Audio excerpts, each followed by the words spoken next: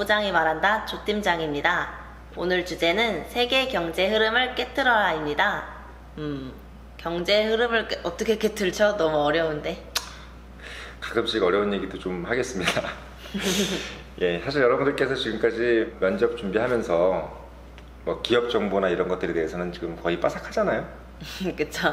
요즘 그 거의 알파고 수준이기 때문에 M세대들이 보니까 뭐 삼성 다니는 사람보다 삼성에 대한 정보를 더 많이 알고 있다더라고요. 면접 하시는 분들에서 깜짝 놀란다고. 제 아시는 친구나 제 선배님들이 저 얘기하는데 그러시더라고요. 면접을 보는데 자기도 모르는 정보를 알고 있더라고. 그래가지고 참 여러분들이 얼마나 꼼꼼하게 면접 준비하고 또 기업 정보에 대해서 알고 있는지에 대해서 새삼 뭐 느꼈습니다. 요즘에 뭐 옆에 있는 조팀장도 아마 그 이해가 될 텐데. 요즘은 저희 취준생들 다 다트 들어가서 찾아보고 그래요. 그러니까. 근데 의외로 보니까 이 세계 경제나 이런 좀 거시적인 것이 오히려 좀 약하다는 느낌이 좀 들더라고요.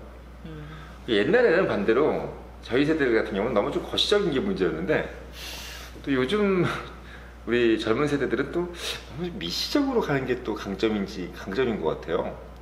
그래서 좀 전반적인 어떤 그 세계의 흐름이나 이런 것들에 대해서 약간 좀 제가 좀 알려드릴 게 있을 것 같아서 이런 주제를 좀 마련해봤습니다. 조팀장한테 질문 하나 할게요. 네. 조팀장은 다국적 기업, 우리가 글로벌 기업이라고 하잖아요. 그러니까 글로벌 기업에 대한 이미지라고 하나요? 또는 그들이 갖고 있는 어떤 그런 뭐 파워라든지 그런 것에 대해서 어떻게 생각해요? 글로벌 기업 하면 일단 뭔가 멋있는 기업 같고 한 번쯤 들어가 보고 싶고 일하고 싶고 이런 기업이고 왠지 구글 같이 좋은 사옥을 가지고 있으면서 복지가 엄청 좋을 것 같아요. 국내 대기업과 글로벌 기업을 비교했을 때 이미지가 이렇게 좀 상반되는 게 있나요? 네. 이상하게 글로벌 기업 하면 뭐 외국의 대기업들이 보통 글로벌 기업이 많은데도 불구하고 글로벌 기업 하면 일단 인종이 다양할 것 같고요. 왠지 영어를 쓰면서 멋있게 일할 것 같고 그냥 이렇게 예쁜 사내 카페 같은 벤치 같은 데 앉아서 노트북 두들기고 회의하고 있을 것 같은데 우리나라 기업은 부장님 나갈 때까지 안 나가고 시계 쳐다보고 있을 것 같고 그냥 야근하면서 수당 못 받을 것 같고 조금 고정관념인데 그런 느낌이 있어요. 근데 어떻게 보면 삼성이라든지 현대자동차나 이런 기업들은 외국에서 봤을 때 또 다국적 기업이고 글로벌 기업이잖아요. 근데 우리나라 청년들은 좀 그렇게 생각 안 하는 것 같아요. 글로벌 기업이 맞긴 맞는데 이제 우리나라에 있으니까 또 더 덜 그렇게 보이기도 하고 실제로 단일 민족에서 우리나라에 소재한 삼성 다닌 사람 중에 외국인 별로 없잖아요. 사실 근데 이 이유가 있습니다. 지금 이제 조 팀장이 한국 기업은 이제 글로벌 기업 같지가 않고 문화적인 것도 있고 뭐 아까도 얘기했지만 뭐 잔디밭에서 노트북 두드리고 뭐 이런 것들도 있을 거예요. 근데 사실 이제 우리가 글로벌 기업이라는 그 기업이라고 하는 이제 우리가 일컫는 그런 좀 큰 기업들 대부분이 사실은 미국이라든지 유럽부터 시작된 기업들이 사실 좀 많은 것도 사실이에요. 사실이고 뭐 지금은 이제 중국 기업들도 좀 있고 뭐 알리바바라든지 뭐 하웨이라든지 이런 중국 기업들도 있는데 뭐 일본 기업 당연한 거고요. 근데 우리가 일본 기업도 글로벌 기업이라는 느낌이 좀 없긴 해요.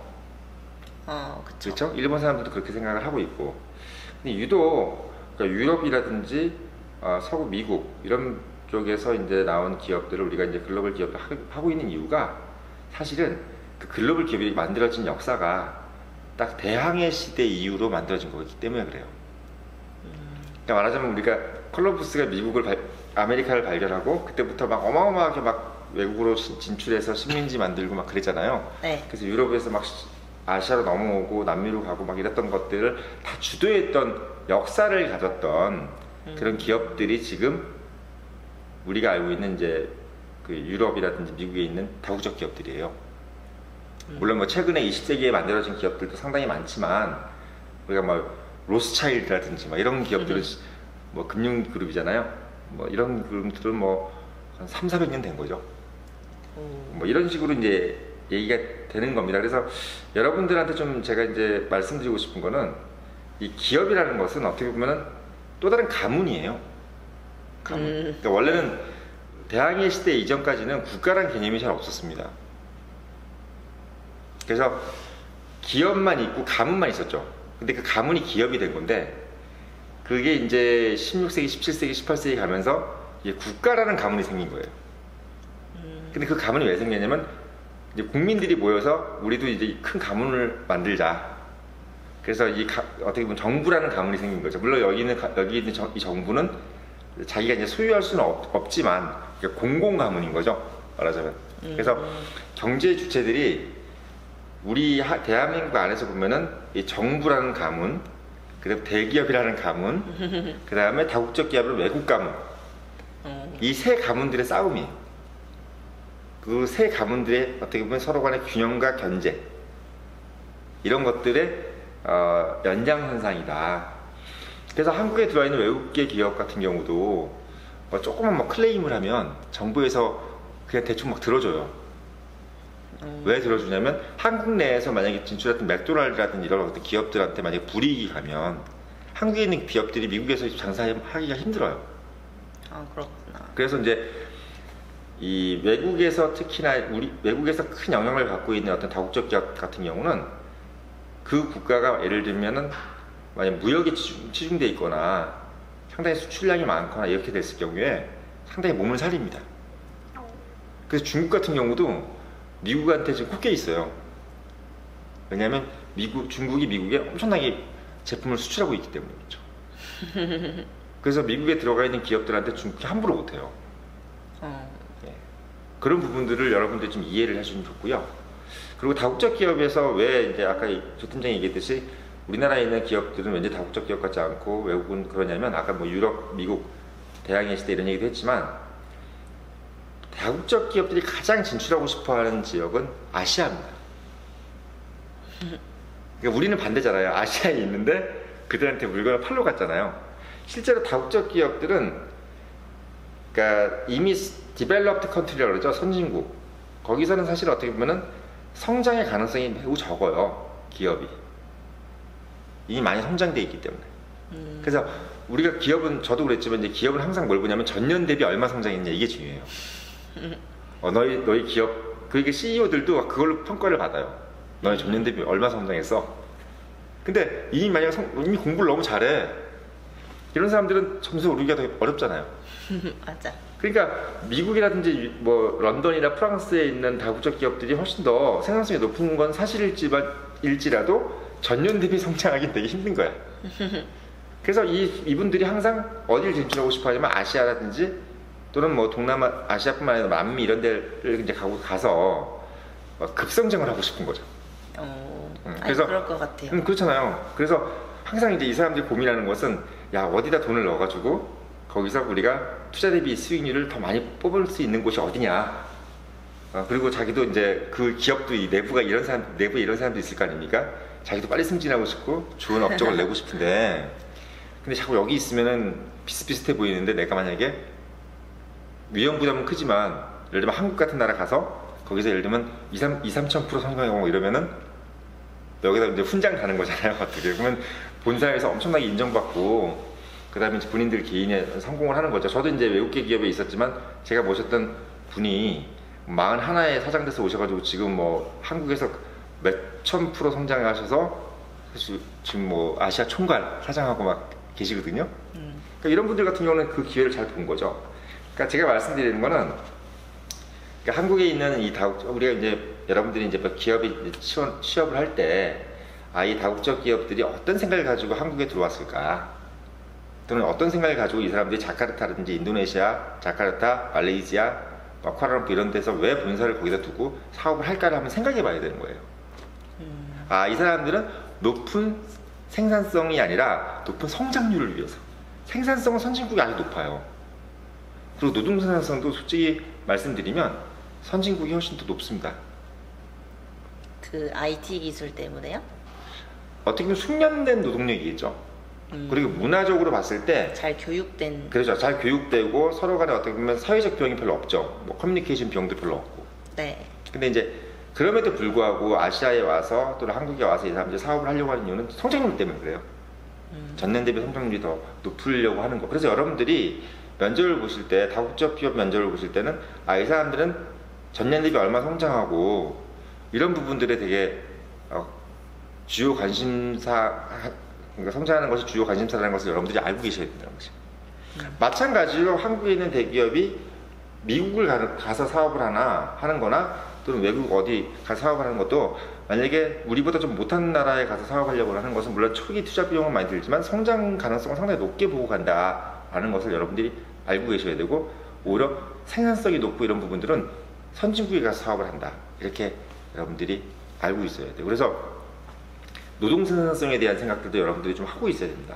말하자면 개인이, 여러분들 솔직히 이렇게 생각하시면 돼요. 우리가 지금 노동 생산성이 예전에는 되게 좋았는데 한국이 지금 노동 생산성이 유럽이나 미국보다 떨어져요. 그러니까 미국인 한 명이 뭔가를 생산해내고 하는 과정이 같은 비용을 들여서 좀 더 덜 생산한다는 거지. 예. 그러니까 이게 부분도 여러분들이 다국적 기업에 들어갈 때 여러분들이 염두에 둬야 될 얘기고, 또는 우리나라 기업을 들어갔었다고 하더라도 그 사람들, 그 기업에서 여러분들이 어느 나라에 가서 일하느냐에 따라서 여러분들이 그것을 염두에 두고 있어야 되고, 심지어는 여러분들이 그냥 그 기업에 들어가려고 할 때도 이런 것들을 여러분들이 꿰차고 있다고 한다면 그 면접 보시는 분들이 상당히 이 친구가 뭔가 준비된 인재다. 그냥 단순히 그냥 그 암기에서, 기업 정보 암기에서 들어온 사람이 아닌 전반적인 폭을 좀 있구나, 보는 눈이 있구나, 이렇게 생각을 할 겁니다. 그리고 여러분들께서 좀 마지막으로 좀 말씀드리고 싶은 거는, 여러분들은 은행이라는 것을 한국은행 같은 걸로 생각하는 경우가 되게 많잖아요.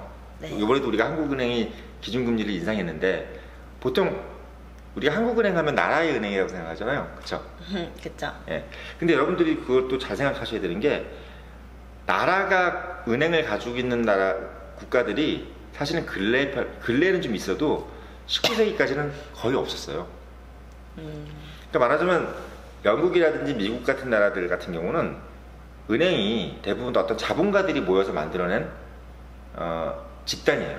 그리고 미국의 연방준비은행 같은 경우도 엄밀히 말하면 나라의 은행이 아니에요. 말하자면 그 여러 자산가들이 모여서 만든 어떤 그 가문의 연합체예요. 그런데 이게 여러분들 아셔야 돼요. 이 시간을 통해 제가 말씀드리는 건데, 타이타닉이 왜 침몰했느냐에 대한 음모가 지금도 그 얘기 때문에 나오는 거예요. 그 타이타닉에 탔던 분들이 연방준비은행의 이사들인데, 대부분이 그 사람들, 어떤 사람들이 탔냐면 이거를 국유화하는 사람들을 찬성하는 사람들이 탔대요. 그러니까 연방준비은행이 이제 지금 우리나라 한국은행처럼 이제 나라가 가지는 걸로 그걸 찬성하시는 분들이 거기 탔는데, 그걸 반대하는 분들이 배를 침몰시켰다. 그래서 지금 연방준비은행이 어떻게 보면 이제 나라의 국유화가 안 돼 있는 거죠. 그래서 뭐 히틀러 같은 경우도 사실 뭐 좀 밖에 나가는 얘기지만, 왜 전쟁을 일으켰냐라고 했을 때 뭐 유대 세계가 갖고 있는 은행들을 국유화하기 위해서 전쟁을 일으켰다, 뭐 이런 얘기까지 있을 정도로 상당히 여러분들이 그 은행권에 있어서도 우리가 한국은행 또는 뭐 중국은행, 뭐 일본은행 같이 그냥 국가가 은행을 갖고 있는 것인가, 이런 거에 대해서 좀 벗어나 있어야 된다는 거.